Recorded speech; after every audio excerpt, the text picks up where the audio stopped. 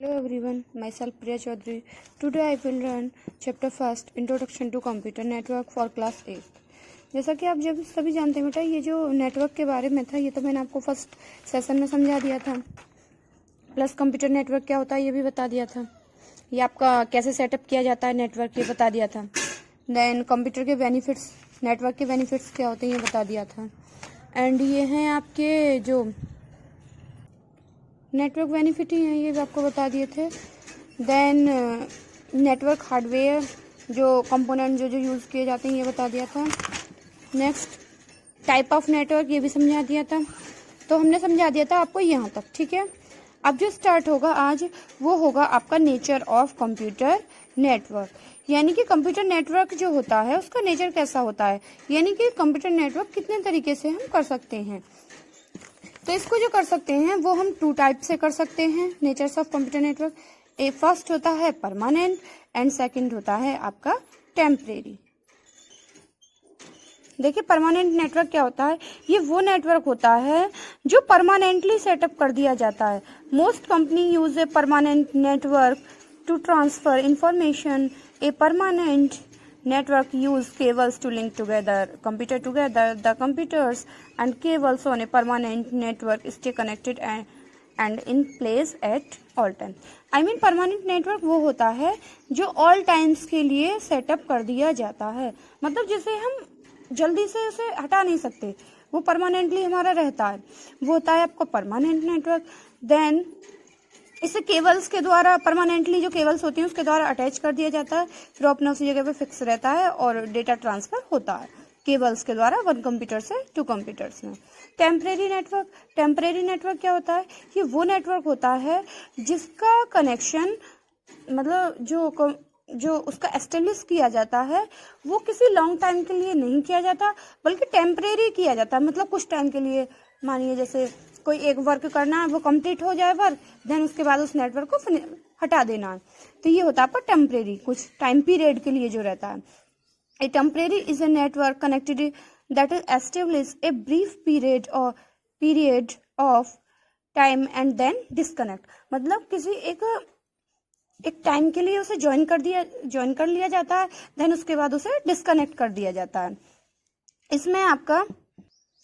इसमें आपको मोस्टली जब यूज़ किया जाता है जब एम्प्लॉय अपने घर पे ही रहकर कंप्यूटर कनेक्ट करके वर्क करते हैं, मतलब कुछ ये तो नहीं है कि वो घर रह के ही करेंगे हमेशा, कुछ टाइम पीरियड के लिए जो करते हैं वो हो जाता है आपका टेम्परेरी नेटवर्क, ठीक है बेटा।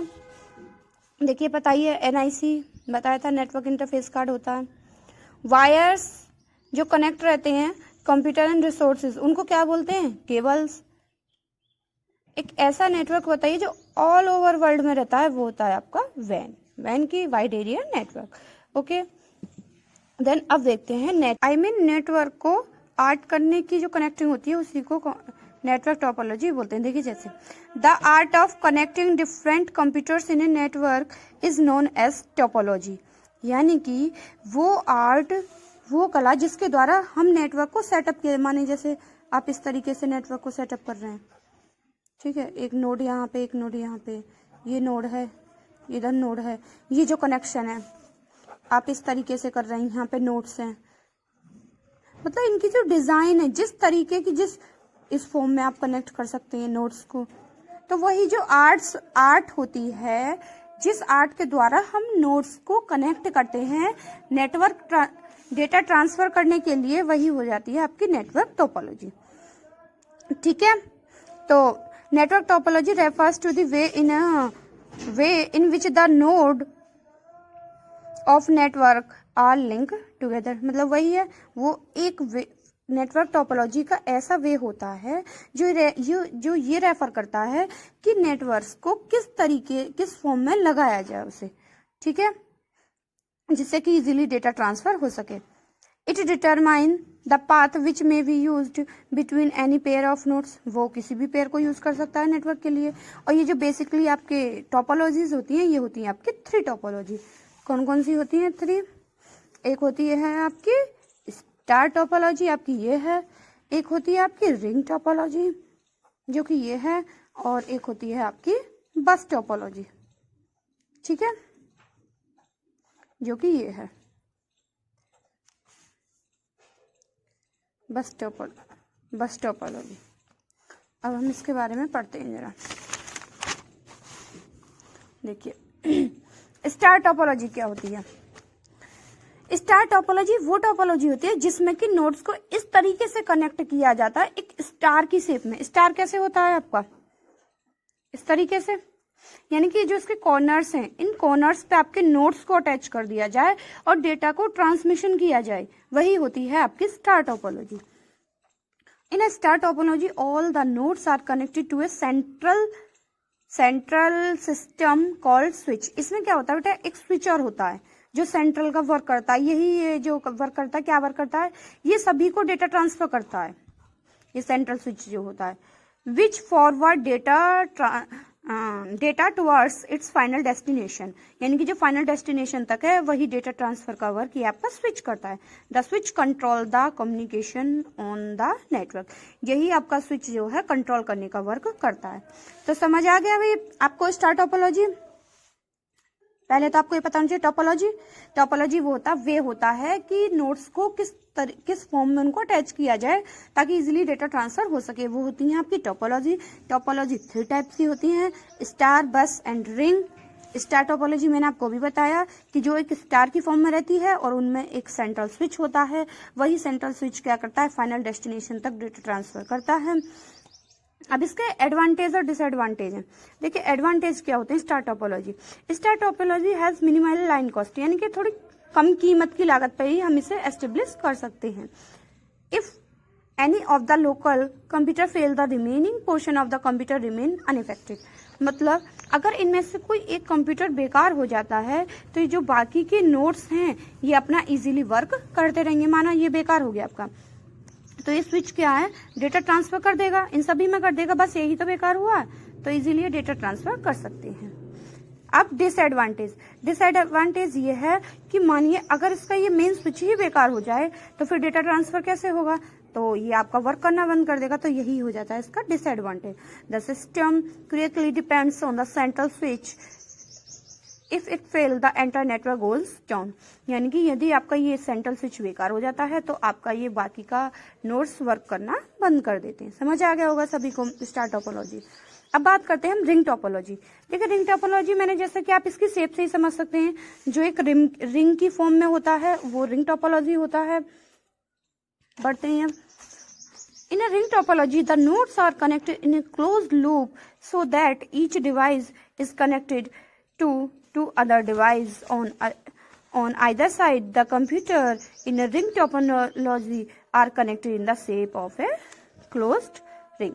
यानी कि जो रिंग टोपोलॉजी होती है वो एक क्लोज्ड लूप की तरह होती है और जो कि एक या दो कंप्यूटर में easily next to next data transfer किया जाता है। इसमें क्या होता है, देखिए जैसे स्टार था, स्टार में क्या था, एक सेंट्रल स्विच मान लिया था, ये डेटा ट्रांसफर सभी को करता था। लेकिन इसमें ऐसा कुछ नहीं है, सेंट्रल स्विच नहीं है, तो इसमें क्या होता है, इसमें होता है जैसे आपका 1 है 2 है ऐसा करके होते हैं नोड्स, जितने भी टोटल नोड्स है, इनमें क्या होता है कि ये इसको करेगा डेटा ट्रांसफर, ये इसको ऐसे ऐसे करके जितनी बड़ी आपकी क्लोज लूप है वो नेक्स्ट टू नेक्स्ट ऐसे करके डेटा ट्रांसफर होता है।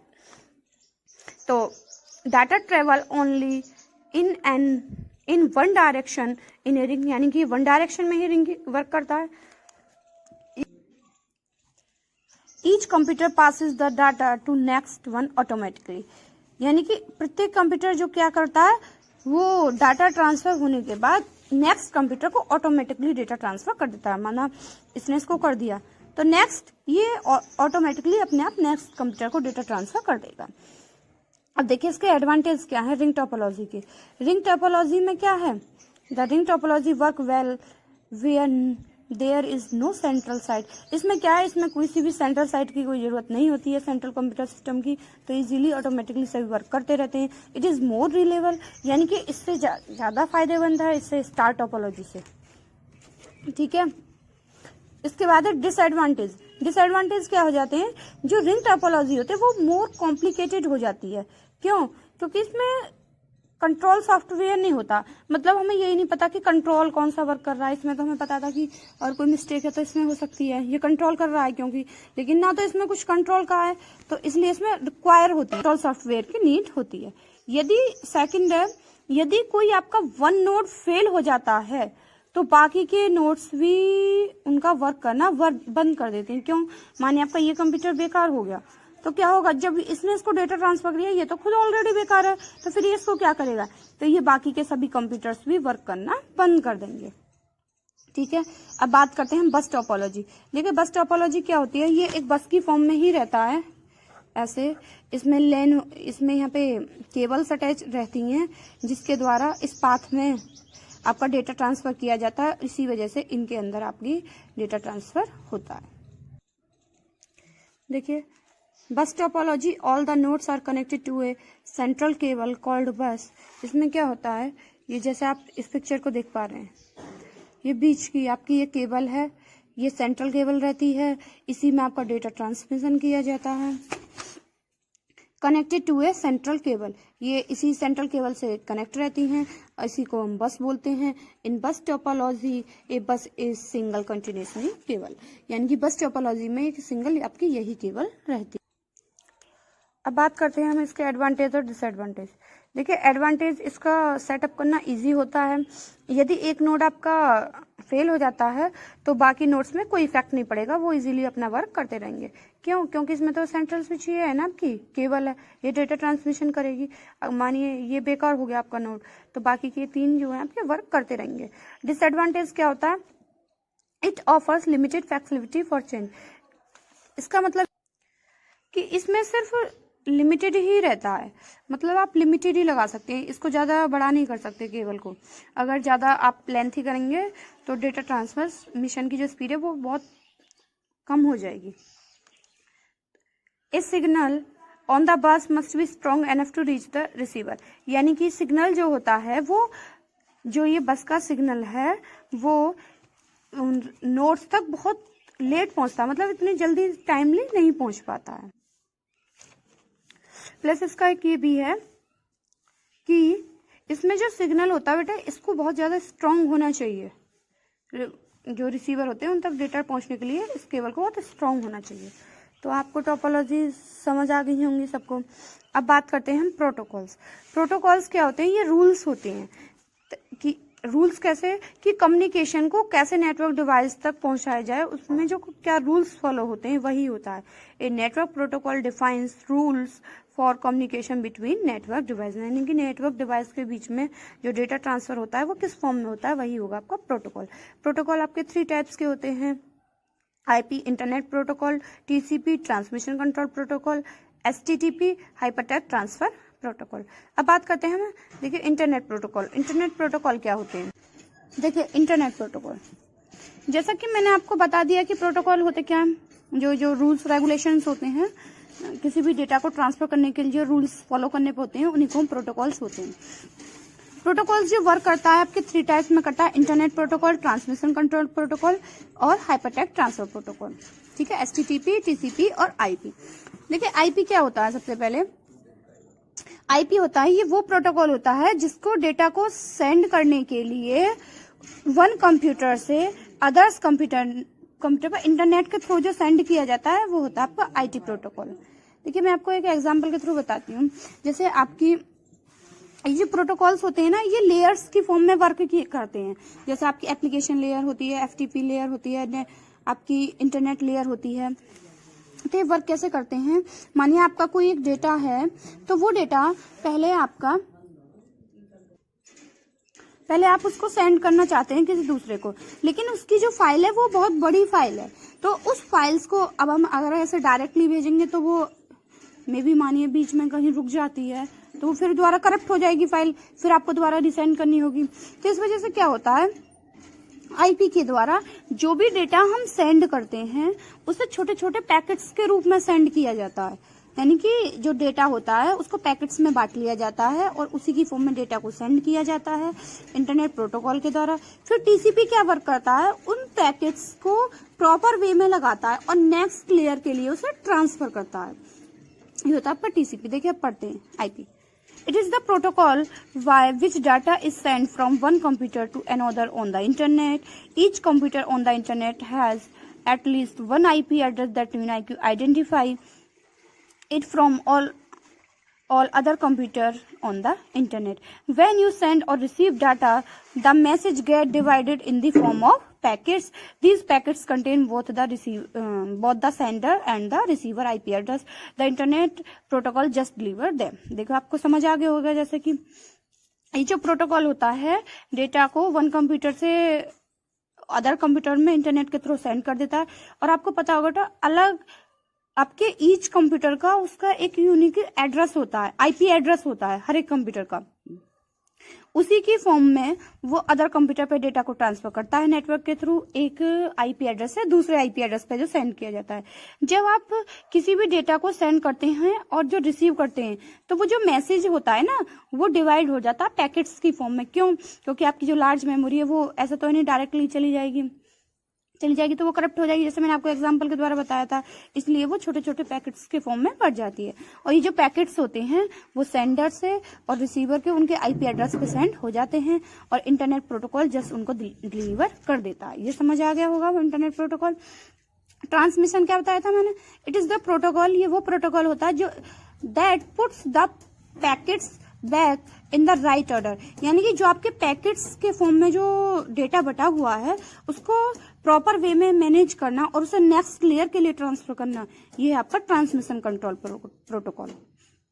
HTTP हाइपर ट्रांसफर प्रोटोकॉल ये वो सेट होता है रूल्स का जिसमें फाइल्स को ट्रांसफर करने के लिए हम आपके जो ग्राफिक्स होती हैं, इमेज, वीडियो, साउंड एंड आपके अदर मल्टीमीडिया डिवाइस जो होती हैं, मल्टीमीडिया फाइल्स, जिसे वर्ल्ड वाइड वेब पे हम सेंड कर सकते हैं।